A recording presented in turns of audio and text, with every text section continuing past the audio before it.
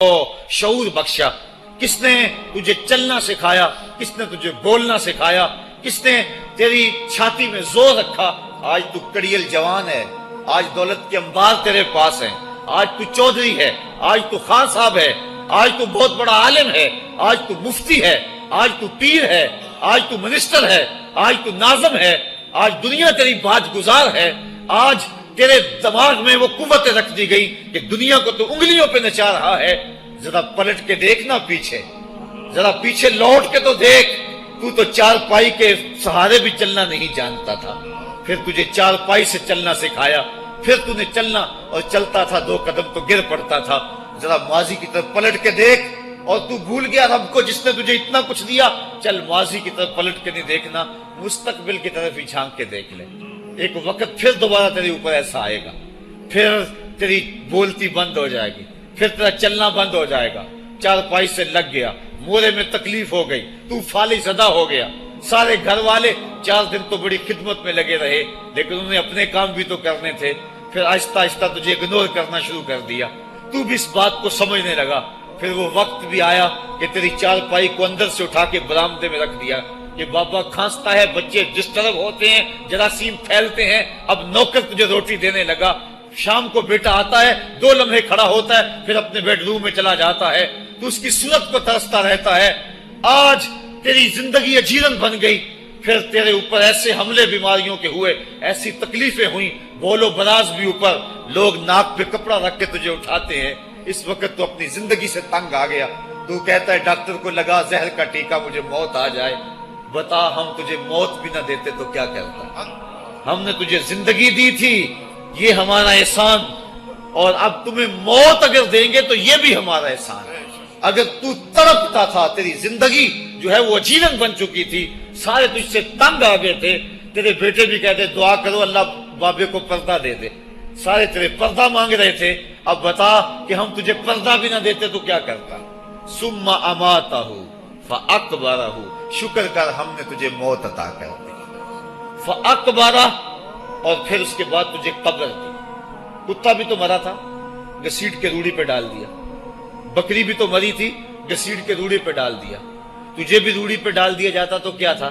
لیکن کہا نا یہ میرا شاہکار ہے، پہلے سے غسل دو، بیری کے پتے بھی ڈال لینا، صفائی خوب ہو جائے، اس کو چٹے لباس کا کفن دو، اس کے سند سند پہ خوشبو ملو، اس کو سلگھاؤ، خوشبوئیں سلگھاؤ، اس کو خوبصورت چارپائی پہ ڈالو، اس کے اعضائے سجدہ پہ مشک ملو، اور اس کی جو ہے وہ چارپائی کے دائیں بائیں پھول رکھو، اور اب سارا زمانہ تیرا منہ دیکھنے آ رہا ہے، ذرا سوچ تیرا منہ دکھانے کے قابل ہے؟ اور پھر کہا اب اس کو اٹھاؤ، قبرستان میں لے چلو، زمانہ آ گیا، تو آج دولہا بنا ہوا ہے اور زمانہ تیری برات بنی ہوئی ہے، اور کہا کہ ایک آدمی نہ اٹھائیں، اس کا پروٹوکول ہے، اس کو 4 آدمی اٹھائیں، کندھا بھی بدلتے رہیں، کہا زیادہ تیز بھی نہ چلنا، میرے شاہکار کو کہیں جھٹکا نہ لگے، اور پھر تیرا پروٹوکول امام کعبہ بھی ہو تو وہ پیچھے ہے، تیری لاش آگے۔ تو نے ہمارے ساتھ کیا کیا، ہم نے تیرے ساتھ کیا سلوک کیا؟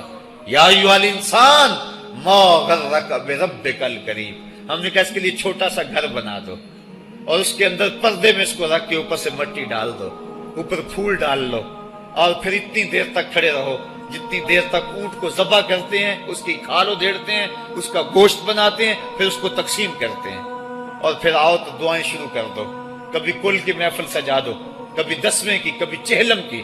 اے انسان، تیرے ساتھ جو کچھ ہوا لوگوں کی نظروں کے سامنے تجھے رسوا تو نہیں کیا میں نے؟ یا ایھا الانسان ما غرک بربک الکریم، ذرا پیچھے پلٹ کے دیکھ لے، نہیں تو آگے جھانک کے دیکھ لے، تجھے کبھی تو شرم آئے گی، تو کہاں بھٹک گیا، کہاں بہہ گیا۔ آ جا اس کریم رب کی طرف جو 70 ماؤں سے زیادہ پیار کرتا ہے۔ آنا تو نے ہے ہی، آج نہیں تو کل آئے گا، تو کل جو پھر کفن میں منہ چھپا چھپا کے آتا پھرے گا، آج کھلے منہ ہی آ جا۔ آج میری رحمتیں تیرا بڑھ بڑھ کے استقبال کر رہی ہیں۔ روبی بن حراش ایک بزرگ ہوئے اور تابعی ہیں، تابعی وہ تھا جس نے صحابی کو دیکھا ہو، ساری زندگی ان کے چہرے پہ مسکراہٹ نہیں آئی، وہ کہتے تھے کیا خبر میرا انجام کیا ہوگا۔ شیخ سعدی فرماتے ہیں جب تو دنیا پہ آیا تھا نا تو روتا تھا، یہ سارے ہنستے تھے۔ بچہ جب پیدا ہوتا ہے تو اور اس کا رونا اس کی زندگی کی دلیل ہے۔ جب تک بچہ چیختا نہیں سارے پریشان ہوتے ہیں، آواز نہیں آ رہی، پتہ نہیں زندہ ہے کہ جو ہے وہ گوشت کا لوتھڑا ہے۔ جب بچہ چیختا سارے خوش ہو جاتے ہیں، مبارکیں دیتے ہیں، مٹھائیاں بانٹتے ہیں، تو اس کا رونا اس کی زندگی پہ دلیل۔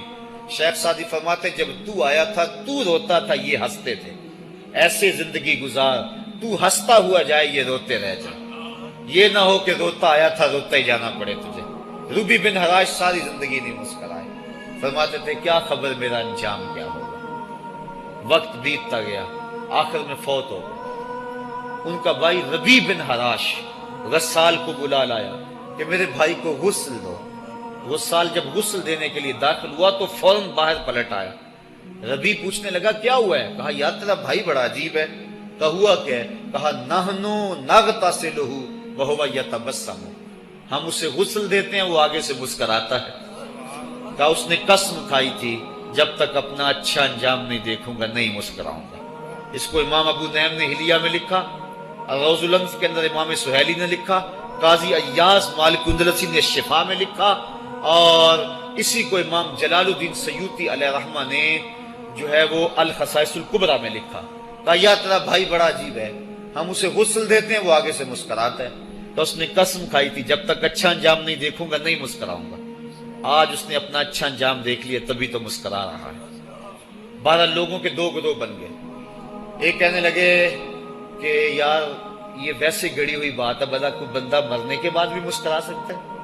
ایک گروہ کہتا ہے یار بندہ بڑا اچھا تھا، ہو سکتا ہے کہ مرنے کے بعد مسکرایا ہو، زندگی تو اس نے دکھ سے گزاری لیکن بعد میں تو سکھ ملا ہوگا۔ اتنے میں انہیں غسل دے دیا گیا اور لوگ اکٹھے ہو کے ان کے گھر آ گئے، انہیں کفن دے کے پٹڑے پہ ڈال دیا گیا۔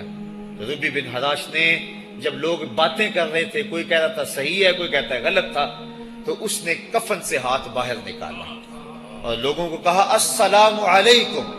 لوگوں نے کہا وعلیکم السلام، اتتکلم بعد الموت، عجیب بات ہے مرنے کے بعد باتیں کر رہے ہو۔ قال نعم اتکلم بعد الموت، کہا ہاں ہاں میں مرنے کے بعد ہی باتیں کر رہا ہوں۔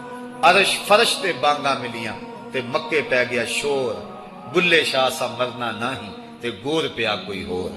فَلَنُحْيِيَنَّهُ حَيَاتًا طَيِّبَةً، ان کو حیات طیبہ بخش دی جاتی ہے جو اللہ کے نام پہ اپنی زندگی گزار دیتے ہیں۔ میرا رب کہتا ہے کہ میں ان کو مرنے نہیں دیتا، ان کو ستھری اور پاکیزہ زندگی دیتا ہوں۔ اور اقبال کہتا ہے فطرت ہستی شہید آرزو رہتی نہ ہو، خوب تر پیکر کی اس کو جستجو رہتی نہ ہو۔ موت کو سمجھا ہے غافل اختتام زندگی، یہ ہے شام زندگی صبح دوام زندگی۔ تو کہا ہاں ہاں مرنے کے بعد باتیں کروں۔ لوگوں نے کہا بتا پھر تیرے رب نے تیرے ساتھ سلوک کیا کیا؟ تو ربی جو فوت ہو چکا ہے کہتا ہے استقبلنی ربی غیر غضبان واستقبلنی بروح و ریحان۔ کیا پوچھتے ہو، اس کے قدرت والے چہرے پہ کوئی غصہ نہیں تھا، اس نے روح و ریحان کے پھولوں کے ہار میرے گلے میں ڈالے۔ لوگوں نے باتیں پوچھنا شروع کر دی، موقع مل گیا ایک مردہ بول پڑا، کوئی ادھر کی پوچھ رہا ہے کوئی ادھر کی پوچھ رہا ہے۔ امام ابو نعیم لکھتے ہیں کہ جب لوگوں نے سلسلہ کلام طویل کر دیا تو ربی بن حراش نے کہا اجلوا بی ولا تؤخروا بی لان ابا القاسم ينتظر علی الصلاۃ، دیر نہ کرو مجھے جلدی جلدی قبرستان میں لے جاؤ، تم مجھے باتوں میں لگا رہے ہو، امام الانبیاء میرے جنازے کا انتظار فرما رہے ہیں۔ لوگوں نے جنازہ پڑھا اور اپنے گھروں میں آنے کی بجائے سیدھا ام المومنین حضرت عائشہ صدیقہ رضی اللہ تعالی عنہا کی چوکھٹ پہ چلے گئے اور جا کے سارا ماجرا کہا۔ وہ ابھی باقاعد حیات تھیں۔ کہا ایک آدمی نے مرنے کے بعد یوں باتیں کی ہیں، آپ اپنی رائے بتائیں کہ یہ کیا ہو سکتا ہے۔ تو ام المومنین رضی اللہ تعالی عنہا نے فرمایا تم کیوں پریشان ہو گئے ہو؟ میرے سرتاج آقا فرما گئے ہیں کانا رجل من امتی یتکلم بعد الموت، میری امت میں ایسے مرد بھی ہوں گے جو مرنے کے بعد باتیں کیا کریں گے۔ تو وہ لوگ جنہوں نے اپنی زندگی اللہ کے نام لگا دی اور اس کے ذکر کے نام لگا دی، وہ مرنے کے بعد بھی ابدی اور سرمدی زندگی پاتے ہیں۔ اور جو لوگ اللہ سے بے بہرہ ہیں، اس کی خشیت سے جن کا سینہ خالی ہے اور دین کا چراغاں جن کے سینے میں نہیں ہے، وہ چلتے پھرتے بھی مردہ ہیں۔ ان کے سینے میں دھڑکتا ہوا دل تو ہے لیکن تمانیت کا نور اس میں نہیں رکھتے ہیں۔ وہ دھرتی کے اوپر چلتے تو ہیں لیکن دھرتی کا بوجھ ہیں، لیکن یہ لوگ وہ دھرتی کی چھاتی میں ہیں لیکن دھرتی کا وقار ہے۔ ان کی قبروں سے بھی زندگی پھوٹ رہی ہے اور ضیائیں پھوٹ رہی ہیں۔ میں جب بھی کبھی لاہور گیا ہوں تو ایک منظر مجھے اپنی طرف کھینچتا ہے، جب میں دریائے راوی کے اس پار ہوتا ہوں تو میں ایک قبر دیکھتا ہوں جس پہ حسرتیں برس رہی ہیں۔ وہ بر صغیر کا مطلق العنان حکمران، جس کی کے اشارہ ابرو سے ہندوستان کی تقدیر بدلتی تھی، آج چند تاش کھیلنے والی ٹولیاں اس کی قبر پہ بیٹھی ہیں۔ اس کی محبوب بیوی جو بادشاہ کے پیچھے بیٹھتی تھی اور پردہ پیچھے لٹک رہا ہوتا، بادشاہ کا کوئی فیصلہ اسے ناگوار ہوتا، پیچھے سے وہ کمر ٹھونکتی، بادشاہ فیصلے بدل لیتا۔ جس کے اشارہ ابرو سے ہندوستان کی تقدیر کے فیصلے تبدیل ہوتے تھے، اس کی قبر بھی ساتھ ہی اندھیرے میں ہے۔ اور اس کی بیٹی کی قبر کے اوپر زیب النساء کے مقبرے پہ لکھا ہے، بر مزار ماں غریباں، نہ چراغے نہ گلے، نہ پرے پروانہ سوزد، نہ صدائے بلبلے۔ ہم غریبوں کی قبر پہ کون چراغ جلانے آئے گا، کون پھول ڈالنے آئے گا؟ نہ کوئی بلبل گیت گانے آئے گی اور نہ کوئی پروانہ پر جلانے آئے گا۔ یہ وہ جو مطلق العنان تھے، یہ ان کی قبر کی کہانی سنائی۔ اور جب میں دریائے راوی کا کنارہ پار کرتا ہوں تو ایک لوح مزار وہ بھی ہے جہاں جلی حروف میں لکھا ہے، گنج بخشے فیض عالم، مظہر نور خدا، ناکساں را پیر کامل، کامراں را رہنما۔ جب زندگی ایک طرح کی نہیں ہوتی تو پھر موت بھی ایک طرح کی نہیں ہوتی۔ جب دنیا پہ رہنے والے لوگ ایک طرح سے زندگی نہیں گزارتے تو ان کی برزخ بھی ایک طرح کی نہیں ہوتی۔ تو یہ ہیں وہ لوگ جن کی قبروں پہ آج بھی چراغاں ہیں، جن کے نام کا آج بھی تنتنا ہے۔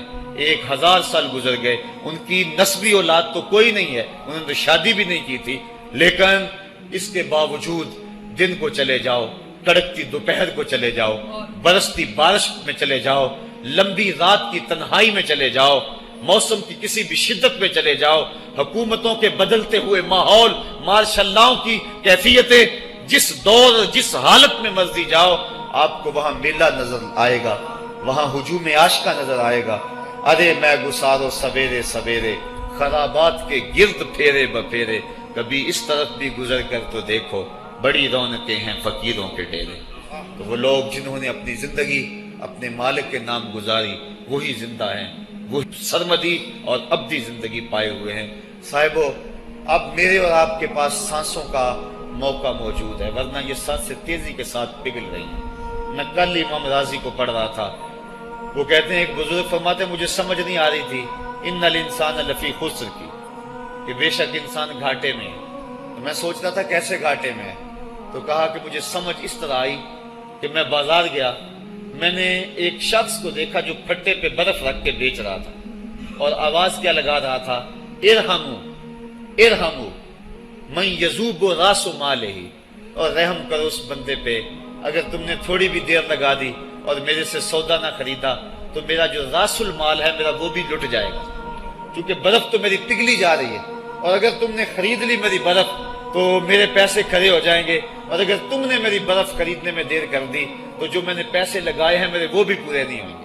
تو وہ کہہ رہا تھا ارحمو من یذوب راس مالہ، وہ کہتے ہیں مجھے ان الانسان لفی خسر کی سمجھ نہیں آ رہی تھی، اس کے اس جملے کو سن کے سمجھ آ گئی کہ انسان جلدی جلدی اپنی سانسوں کو گوا رہا ہے، اسے چاہیے کہ جلدی جلدی ان سانسوں سے کام لے لے، ورنہ یہ سانسوں کی برف پگھل جائے گی اور اس کی یہ پونجی بھی برباد ہو جائے گی۔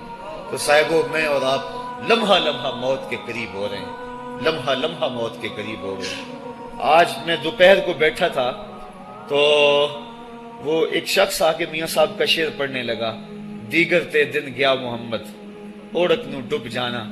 تو میری نظر چلی کہ میں نے کہا ابھی تو 10 بجے ہوں گے، تو میں نے کہا صبح کے 10 بھی بج گئے ہیں اور پھر 12 بھی بج جانے، پھر ظہر بھی ہوگی، پھر دیگر بھی ہوگی، اور اس کے بعد پھر شام بھی ہو جانی ہے۔ اب ہم دیگر تک تو پہنچ گئے ہیں، اب شام کے تدلکے بھی قریب ہو گئے ہیں، تو یہ دن ڈوب جانا ہے تھوڑی دیر کے بعد۔ یہی مثال ہماری زندگی کی ہے، کوئی دوپہر تک آ گیا ہے، کوئی چاش تک آ گیا ہے، کوئی ظہر تک آ گیا ہے، کوئی عصر تک آ گیا ہے، اور کسی کی زندگی کا سورج بالکل غروب ہونے کے قریب آ گیا ہے۔ صاحبو، پتہ کوئی نہیں کہ ہمارا اگلا قدم کہاں ہے۔ اس سے قبل کہ کوئی حجت باقی نہ رہے، مجھے آپ کو اپنی زندگی پہ نظر ثانی کرنا ہوگی، اپنے گناہوں کا اور اپنی نیکیوں کا حساب لگانا ہوگا۔ ایک ترازو تو کل محشر کے میدان میں لگے گا، ایک ترازو ضمیر کی عدالت میں آج ہی لگانا ہوگا۔ ہمیں دیکھنا ہوگا ہمارے پلے کتنے عمل ہیں اچھے، اور جو اچھے عمل ہیں ان میں خلوص والے کتنے ہیں، لوگوں کے دکھاوے والے کتنے تھے، رب کے لیے کتنے عمل کیے اور لوگوں کے لیے کتنے کیے۔ تو پھر ترازو لگا کے ہم نے اپنے اعمال نامے کو آج ہی تولنا ہے اور وزن کرنا ہے، اور اپنی زندگی کو نیکی کا حسن دینا ہے۔ وقت کٹ رہا ہے، زندگی لمحہ لمحہ موت کے قریب ہو رہی ہے، قبل اس سے کہ کوئی حجت باقی نہ رہے، ہم ہاتھ ملتے رہ جائیں، پچھتاتے رہ جائیں تو کیا فائدہ ہوگا۔ بلکہ میں نے تو پڑھا کتابوں میں، علماء لکھتے ہیں قیامت کے دن تو نیکوکار بھی پچھتائیں گے۔ بدکاروں نے تو پچھتانا ہی پچھتانا ہے، نیکوکار بھی پچھتائیں گے۔ بدکار تو اس لیے پچھتائیں گے انہوں نے اتنے گناہ کیوں کیے، تو نیکوکار کیوں پچھتائیں گے؟ جب وہ اپنے اچھے اعمال کی جزا دیکھیں گے تو وہ پچھتائیں گے، ہائے جو چند لمحے ضائع ہو گئے وہ بھی کیوں ضائع ہو گئے، وہ بھی میں نے کیوں برباد کر دیے، وہ بھی اس راستے پہ ڈالے ہوئے ہوتے۔ تو آج مجھے آپ کو موقع ہے، دیکھیں قبریں، کتنی قبریں جو ہیں وہ ہمارے کتنے ملنے والے، ذرا نظر دوڑائیں نا، آج ہم کتنوں کو کندھوں پہ اٹھا کے قبرستان چھوڑ آئے ہیں۔ حضرت غوث اعظم رضی اللہ تعالیٰ عنہ فرماتے ہیں، جا کے قبرستانوں میں دیکھو کتنے کتنے حسینوں کی مٹی خراب ہو رہی ہے، جو اپنے بدن پہ ایک چٹکی مٹی نہیں پڑنے دیتے تھے، آج ان کا کفن بھی تار تار ہو گیا ہے۔ جو اپنے کلف لگے کاٹن کو سلوٹ نہیں آنے دیتے تھے، آج ان کے کفن بھی ٹوٹ گئے ہیں اور ہڈیوں کے جوڑ جوڑ الگ ہو گئے۔ تو وقت ہمارے اوپر وہ آنے والا ہے، کسی نے آج تک موت کا انکار نہیں کیا۔ میں نے لوگوں کو خدا کا انکار کرتے دیکھا، آپ نے بھی دیکھا، لیکن کوئی موت کا آج تک انکار کرتا نہیں دیکھا گیا۔ موت اپنا آپ منوا لیتی ہے، میں اور آپ موت کے بتدریج قریب ہو رہے ہیں، ہمارا اٹھنے والا ہر قدم ہمیں موت کے قریب کر رہا ہے۔